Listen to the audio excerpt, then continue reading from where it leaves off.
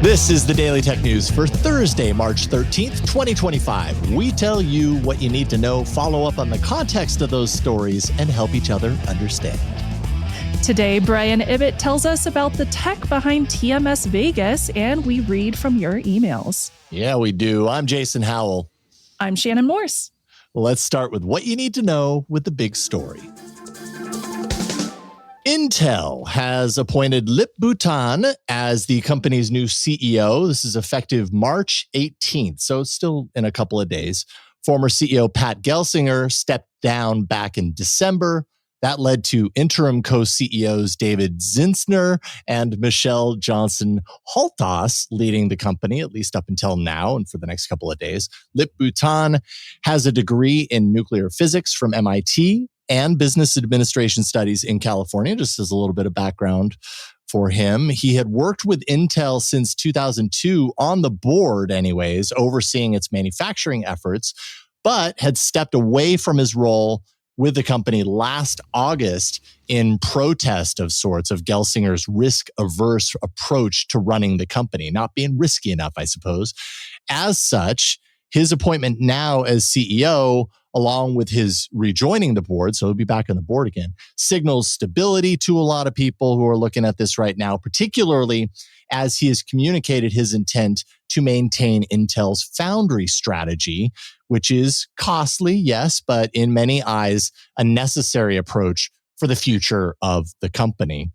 Intel's decision to stick with the foundry plan would mean directly competing with Taiwan Semiconductor Manufacturing Co., also known as TSMC, which, as we all know, is a notable, very dominant player in this field. And it does pose, a few challenges as well. Heavy investments in manufacturing and competition in advanced AI chips, where, as we also know, NVIDIA has really remained a formidable force as far as that's concerned. And just to give a little bit more background on Tan, he served as CEO of Cadence Design Systems from 2009 to 2021. And that's important because it's largely been seen, his role has been seen as being pivotal to that company's turnaround. During his time there, he secured deals with TSMC, and those deals led to major deals with Apple. So when you're doing something that gets Apple's attention, you're doing something right. And also the stock market, showed him that, and everyone else, that he was doing something right. The company saw 3,200% stock appreciation during his time in that role. Now, Shannon, so, talk a lot about AI in this day and age with technology, because that's just where we are right now. NVIDIA, always thrown around as the behemoth when it comes to AI chips. Intel, I feel like Intel, I don't know if they're the Rodney Dangerfield of AI tech. They don't get enough respect or what it is, but whatever they're doing hasn't been capturing the imagination. And I think a lot of people see this new role, this new, putting Tan in place as a kind of fresh start for Intel to turn things around. Do you think that something like this is, it has the potential to shift perception of Intel's reputation in the right direction? That's a good question. And, I think based on Lip Bhutan's history and the things that he has done in his past, it sounds like he is going to be laying a really good groundwork for Intel's future, which honestly Intel really needs, because even from a consumer perspective, I'm building computers quite often. That's part of my lifestyle and my hobbies. And even as recent as going to CES and talking to brands who work with these different manufacturers and considering what kind of future devices I'm going to be bringing into my lifestyle for gaming, for 4K editing, for exporting videos like every single day. Whenever companies ask me, what are you considering building? I say, I'll probably build an AMD computer. And it's because I know that the stability is there. And I don't even really think about the AI functionality of these machines. So if Lip-Bhutan does make Intel kind of turn around, especially for consumers too. That's what really matters to me. Then I might make considerations to use their chipsets again, like I did when I was a little kid. But it seems like that perception has changed so much over the last couple of decades. Yeah, it is interesting. So then the question that I have, you're setting up your story of kind of creating these computers and choosing AMD over Intel. When those people ask you which one you're using and you tell them AMD, like, how do they respond? Because I think that ties right in, right? Like that ties into the reputation of where Intel is at right now. Are they like, what do they say in response to that? A lot of times, and I won't name names or anything, I don't want to throw anybody under the bus over here, but oftentimes I'll say, yeah, I'm considering an AMD build, probably NVIDIA GPU and an AMD chipset and an AMD compatible motherboard. And they're like, oh yeah, that's the right way to go. And the right way to go. That tells you a lot when even the brands and the manufacturers are favoritizing a specific brand over another one. So if I see that kind of change or fluctuate in the future while we have a new CEO at Intel, then that's going to make me seriously consider maybe I should change up my future builds. Yeah, interesting. I don't know if it's the right kind of comparison, but what comes to mind for me is kind of when you look at Google and how early Google was in on the AI thing with Assistant, 10 years ago or whatever. And then this kind of modern movement into AI happened. Everybody kind of criticized the fact that like Google wasn't leading the charge, and they've made a lot of progress in everything now. And they've had to kind of rewrite the reputation around what their AI story is. And I kind of see something similar for Intel right now. It's a brand that, I want to feel good about the Intel brand. I want to feel like they're doing things because, like you said, they've got this like historical reputation that we've lived through for the last couple of decades. I want to see them succeed, but they don't quite have the potency right now. And maybe this gives them a roadmap to that potency. And I'm here for it. I need that cool factor in my life for my builds. Right. Do you have anything in your life like hardware related where you would consider bringing more Intel devices into your life now that we have a different CEO, or does it really matter to you? It doesn't really connect much into what I do in the realm of technology directly. And I don't build, PCs. I have Macs. And so, it's kind of like I take what I'm given. I'm the Apple computer user. Just give me what you think I should have. As opposed I'm a to Windows kind of laptop person. So anytime I look at Windows laptops, even then I'm considering, well, what's the chipset? Yeah. But I do want to see Intel succeed because of that legacy. Too. And I don't know. I mean, I think honestly, if what they're looking to do is to make a dramatic change that sets them up for kind of a renewed vision for the future. Absolutely. I mean, going with Tan, they could do much worse compared, based on what I know of and have read about his history of turning companies around. So I think it's probably a pretty good move for them. I think so too. More competition is always a good thing. Indeed. Well, DTNS is made possible by you, the listener. Special thanks to Hector Bones, Tim Ashman, and Joni Hernandez. And we have a new Patreon, Gabriella. Yeah. Welcome. Excuse me. I've been screaming so loudly for you that my voice is cracking. You guys are awesome. There's more we need to know today, so why don't we dive right into it with some late-breaking news in the briefs. Google announced that Android 16 has reached platform stability with its third beta release this morning. There aren't many new features at that late stage, other than the inclusion of Auracast broadcast audio support on Pixel 9 devices with compatibility for LE audio hearing aids. Another accessibility feature included is an outline text option for high contrast text. Android 16 is scheduled to release in full sometime during Q2 2025. Yeah, at this late stage, it's not about new features, right? It's all about stability, and they're getting really close to releasing this. So don't expect those features kind of don't sound amazing on their own, but hey, you're getting something at this late stage. I suppose that's a good thing. Google announced new gaming features timed with this year's Game Developers Conference, GDC.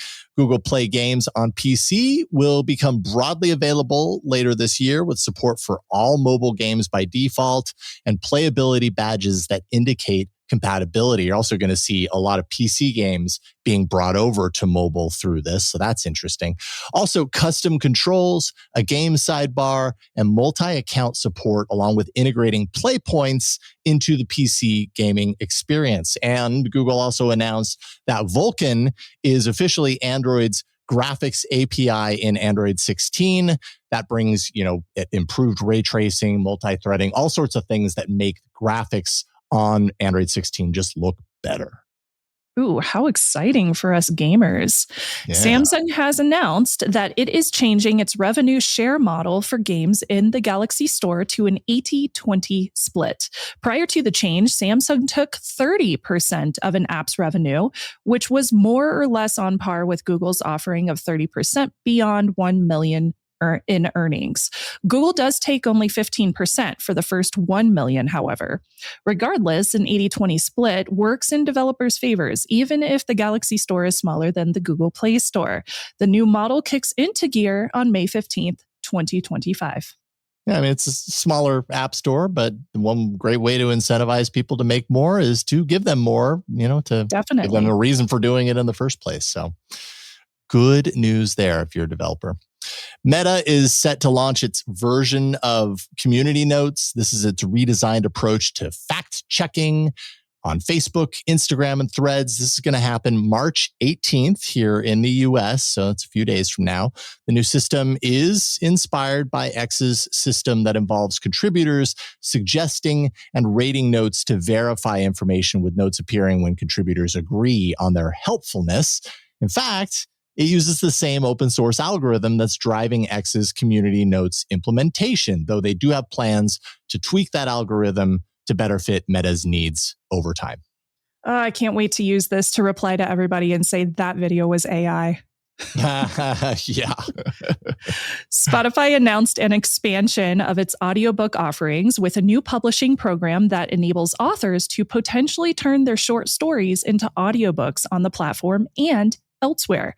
If chosen by Spotify, the story will be produced and distributed, and the author will be paid in advance along with royalties. Requirements include less than 20,000 English words in the romance, mystery, sci-fi, thriller, and fantasy genres. Okay, so democratizing even more the production of audiobooks. I mean, it's not really putting the keys into the hands of the people who are writing the books. They still kind of have to be recognized by Spotify as being a good choice for this, but right, broadening that out, never a bad thing. It's a good step. It's a great step. A new WhatsApp feature has been spotted in the most recent beta for Android that hints at the arrival of threaded conversations in the popular messaging app. Message threads are likely to apply to conversations, group chats, communities, and channels, and users will be able to tap on the message to view all of the comments tied to that chain, as we're very used to seeing by now with threaded messages. No word on when this will see a wider release, though. It's still in development. That's going to make organizing conversations way easier. Usually does. Mozilla is urging Firefox users to update their browsers to the latest version to prevent security risks associated with the impending expiration of a key root certificate that takes place tomorrow, March 14th, 2015. Or 2025. 2015. Man, I'm thinking about old times over there. I'm on a time machine. Users should update to Firefox 128 or later to avoid the disabling of extensions and potential exposure to malicious add-ons, untrusted certificates, and compromised password alerts. This applies to all platforms except for iOS, as it has a separate certificate management system. Well, la-ti-da, iOS. Jeez. Being all safe over there, whatever. And then finally, who doesn't want a bundle of 8 ginormous Samsung TVs, right? That sounds great to me. Samsung is targeting sports ball fans with the Buzzer Beater Bundle, say that 3 times, ahead of college basketball's March Madness tournament. For $10,307.42, you too can get a 98-inch 4K Crystal UHD TV, a 65-inch 8K QLED, 3 65-inch 4K QLEDs, and 3 55-inch 4K QLED TVs. The whole bundle. Bought alone, the group is valued at around $16,000. You save almost $6,000 when you buy in bulk. And there you go, sports ball fans. I'm sure there are a few of you out there. God, who knew buying a huge amount of massive TVs in bulk was the thing that exists? But I never knew this was a market that had to be advertised to. Yeah. I mean, well, and it's not just when you think about it, it's not, because they're marketing this as like, you're such a fan, you want to watch all the games simultaneously, but you don't just get the TVs. Like, you kind of need the infrastructure that drives the TVs behind the scenes. Oh, yeah. Too. So maybe the money that you save goes into the infrastructure. There you go. I guess if you put them like in your bathrooms or something. They're showing them all on a single wall as if you were like in a brew pub or something, Oh my gosh, that's crazy. All right. Those are the essentials for today. Let's dive a little bit deeper in the ongoing stories and follow up. Every year, the morning stream takes its show on the road to Las Vegas for a week of games and, of course, a whole lot of fun. Tom spoke with Brian Ibbott from TMS about the technology that they need to take with them when they do that. Ibbott, thanks for doing this, man. I appreciate it. My pleasure. Thanks for having me. Always love talking to Tom Merritt. So anytime. Likewise, I too like talking to Tom Merritt. And you. Every day in front of the mirror. You can do this. You can do this, Tom. It's not even true. I don't like hearing the sound of my own voice like so many people. Sure. So quickly, for those who aren't familiar, because I know a big chunk of our audience is, but there might be a few who aren't. What is TMS Vegas? Yeah, TMS Vegas is a fan event for the Morning Stream podcast hosted by me and Scott Johnson. It is an annual event that we hold appropriately because of the name of the event in Vegas. And we work with the hotel out there, the Plaza, to basically try and have a good central place for the whole group to hang out.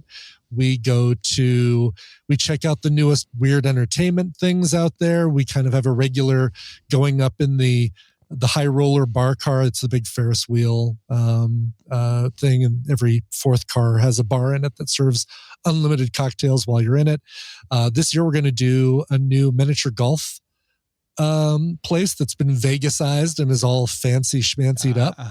Yeah. And a video game lounge that we go to. Like, we basically do all the things in Vegas that parents send their kids to go do while they gamble.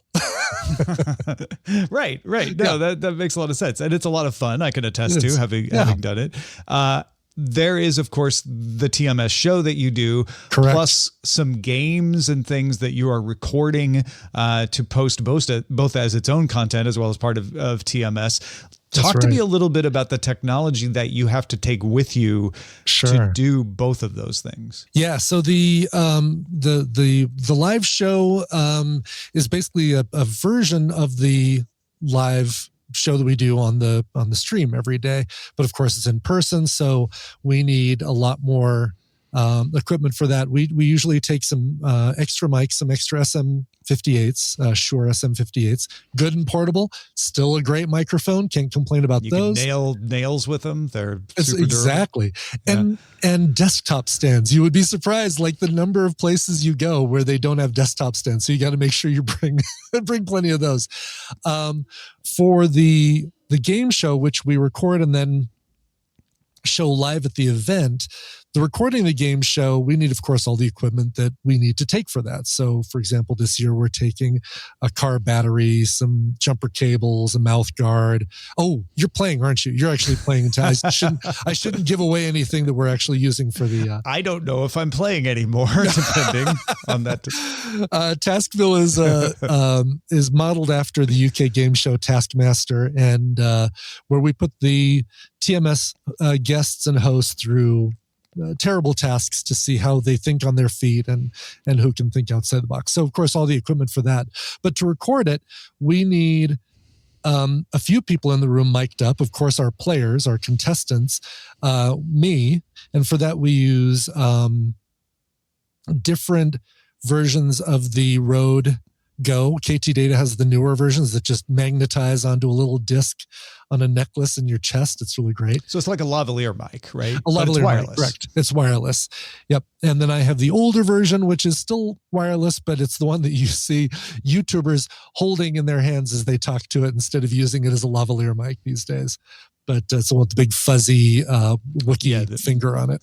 Yeah. So you stick those on the guest, you stick those on yourself, and then Correct. What are you using to capture the video? Because you're needing multiple angles. We are, and I know KT Data. We've got a couple stationary. We're actually using iPhones for a couple of the stationary cameras on tripods, and then KT Data is using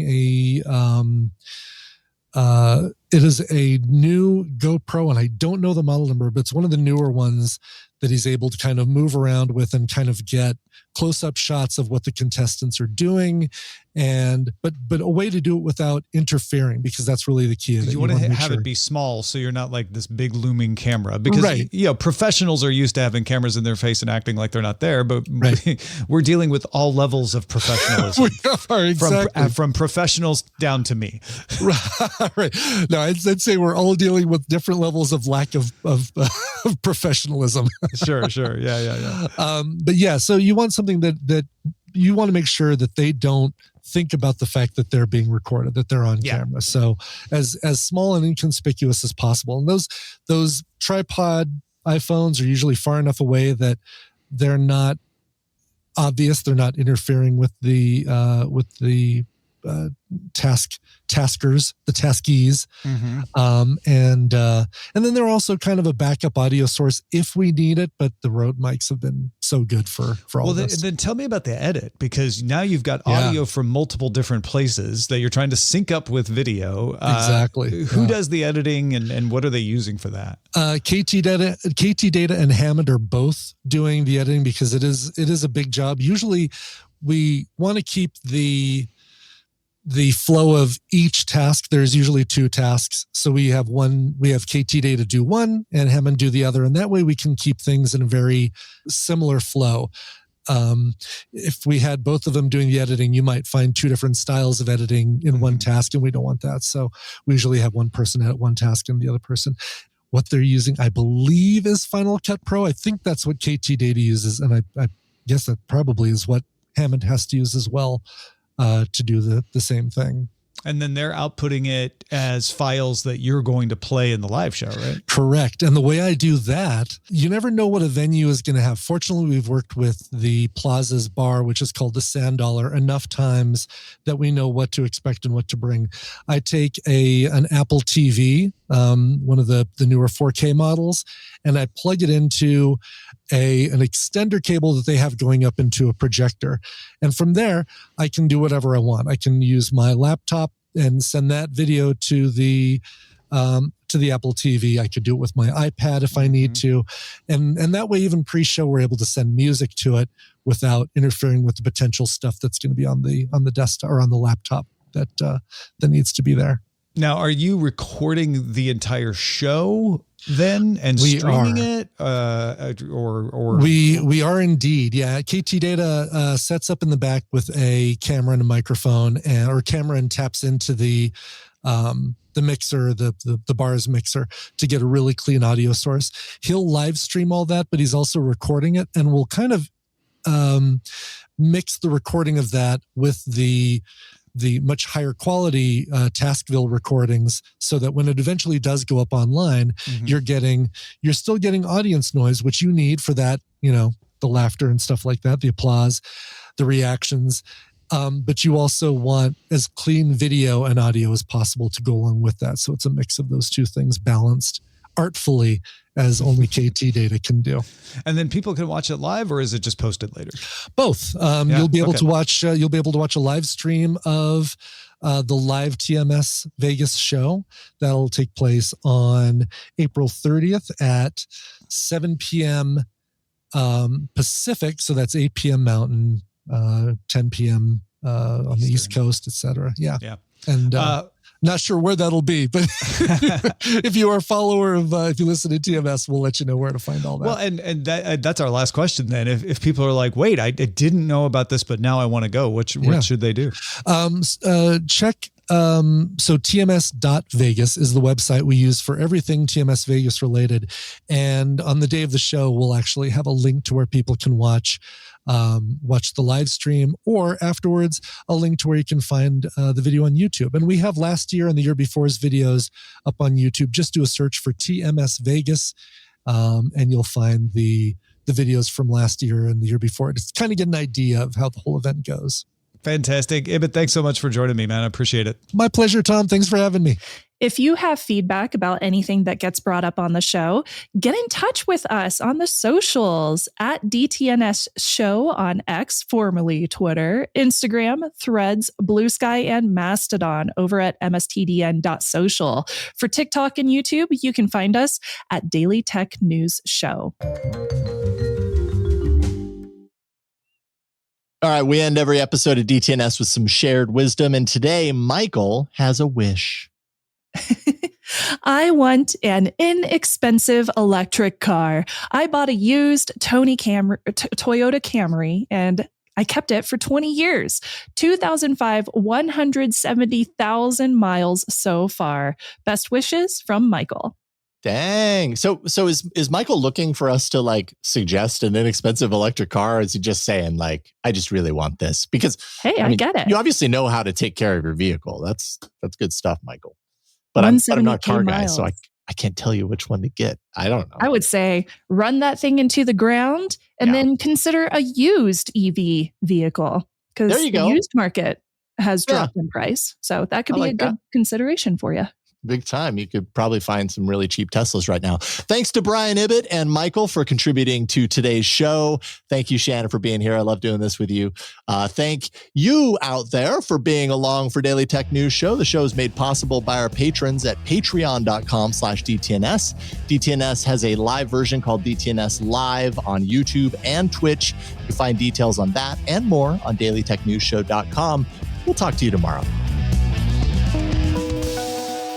The DTNS family of podcasts, helping each other understand. Diamond Club hopes you have enjoyed this program.